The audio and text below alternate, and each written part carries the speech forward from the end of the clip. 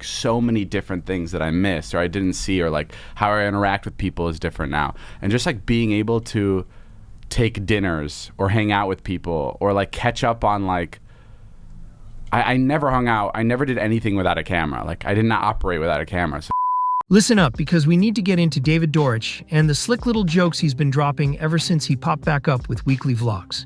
Add that to his recent sit-down with Josh Peck, where he suddenly sounded reflective about who he is, how he treats friendships, and how he navigates relationships, and the contrast is loud. That thoughtful tone hits way different when you compare it to how things have been playing out with Jeff over the past few months. What's wild is how hard David Dobrik has been back outside this past year. He's everywhere again, posting vlogs, doing interviews, hosting events, and making sure his face stays in rotation. But with that comfort comes confidence, and with that confidence comes risk. As the uploads keep coming, it feels like he's slowly drifting back toward the kind of content that makes people pause, rewind, and look at their screens twice. And sure, maybe his inner circle is just hyped that the vlogs are back, because let's be honest, everyone eats when the views go up. That could explain why folks are once again down to play along for the camera. Still, there's one pattern that keeps popping up and can't be ignored. Ever since his return, David's content keeps circling back to the same lane. And yes, this man really loves a gay joke. Oh, because you're a hot girl. But look, I've been around the block enough to know, like, whatever, it's just a girl.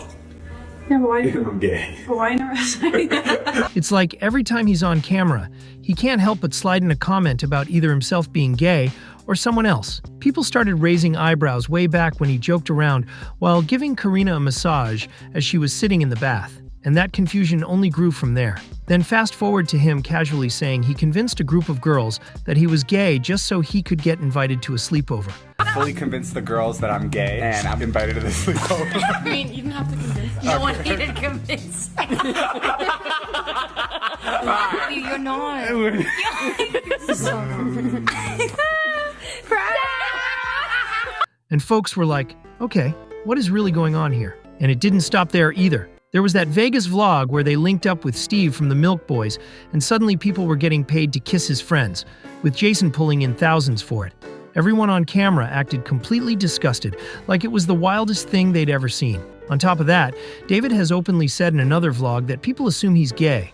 So it's confusing why this joke keeps coming back when he says he's not. But hey, that's the pattern people are clocking. Pretty similar. Are we? Yeah, you don't think so? Yeah, we're both jacked and... We're both jacked. People think I'm gay. People think I'm gay? Wait, do people actually think you're gay? I didn't get that vibe. You're a lesbian. No? I'm not lesbian! Anyway, I also want to get into that interview he did with Josh Peck, because he actually dropped some interesting thoughts when they sat down and talked about his career, friendships, and where his head is at these days. During the podcast, he even touched on relationships and straight up said he wants to add a girlfriend or a wife to his life one day, and eventually bring that into his content, which once again shuts down the whole idea that he's gay. That's what makes the ongoing jokes so confusing. He keeps saying one thing, but then constantly turns it into a punchline, and it leaves people scratching their heads. Maybe it's his way of taking control if people already tease him about it, like flipping the script and owning it first. I don't know, that's just a guess, but the pattern is hard to ignore. Josh also asked him if he'd ever make a relationship public again, and longtime viewers know why that question matters. His relationship with Liza Koshy was huge back in the day, and honestly, it's wild to even remember how public that era was. They weren't big on PDA, but they were always popping up in each other's content. David did say he'd include a future partner again, just not to that same level since he doesn't post as much anymore, but he made it clear he wouldn't hide them either. Now Josh also circled back to that moment when David stepped away from making content and straight up asked what really went down during that time. David didn't say he was canceled and didn't bring up Jeff Wittek at all, but he made it clear that a lot happened behind the scenes. According to him, that break forced him to reevaluate his life and claim he made real changes, especially in how he shows up and interacts with people. That's why hearing him say that hits a little different, because we've also heard Jeff's side of things, especially after the accident. And that story doesn't exactly line up. This isn't just about the lawsuit either, because even before that, when Jeff was still publicly backing David, he talked about how distant David became and how strange the energy felt during that time. Jeff has been pretty open about it, especially in his documentary. He made it clear that David didn't really know how to be there for him as a friend and didn't know how to properly check in after something so serious. Watching that back, it was obvious that David struggled with showing up in that moment, and that context makes these recent reflections feel way more complicated. David has tried to explain that distance by saying Jeff was this tough, strong guy who didn't want sympathy, someone who cracked jokes instead of opening up, and that left David unsure how to show up for him. But in this interview with Josh Peck, David paints a different picture of himself now, saying that during his time offline, he really reevaluated how he communicates, and that he wouldn't just disappear or go ghost during conflict the way he did before. And honestly, that makes it hard not to connect the dots. It sounds like he's indirectly reflecting on how he handled the whole Jeff situation, even if he never says it outright. Maybe that realization also ties into the lawsuit, because it raises the question of whether things could have gone differently if he had just been more present as a friend back then. That's where it all starts to feel confusing, though.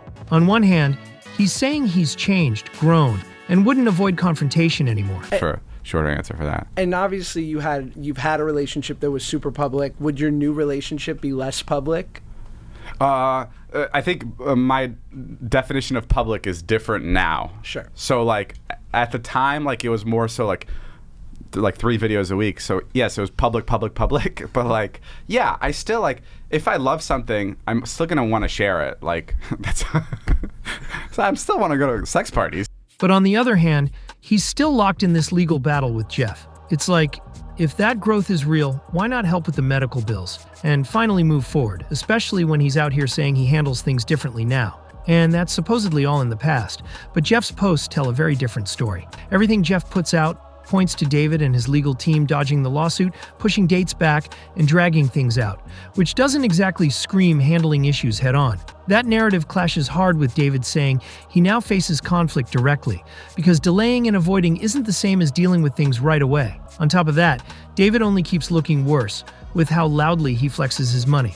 He's out here giving things away, throwing huge events at his house, and casually buying random expensive stuff. Then he sits down with Josh and admits he doesn't even make a profit from his Dory's pizza place and keeps it running just for fun. Spending $14,000 to $15,000 a month on a location that doesn't make money might not sound wild to him, but to everyone else, those numbers definitely hit different.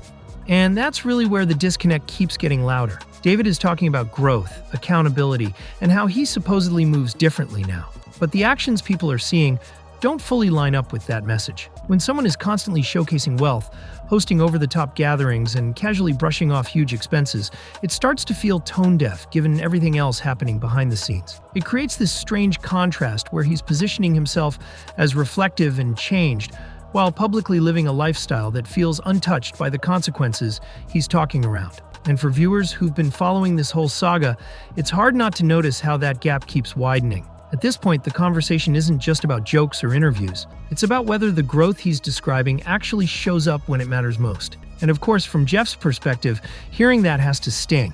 When someone casually says that kind of money isn't a big deal, it's hard not to think, okay, then why not help with the medical bills? Statements like that are exactly what get people talking, because the first reaction is always, why can you fund everything else but not step up here?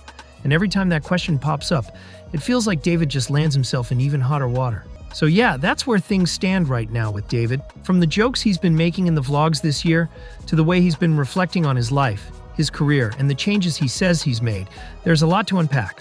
Some people see growth, others see contradictions, and the conversation isn't slowing down anytime soon. I definitely want to know what you think. So drop your thoughts in the comments, make sure to like, subscribe, share this video, and let's keep the discussion going.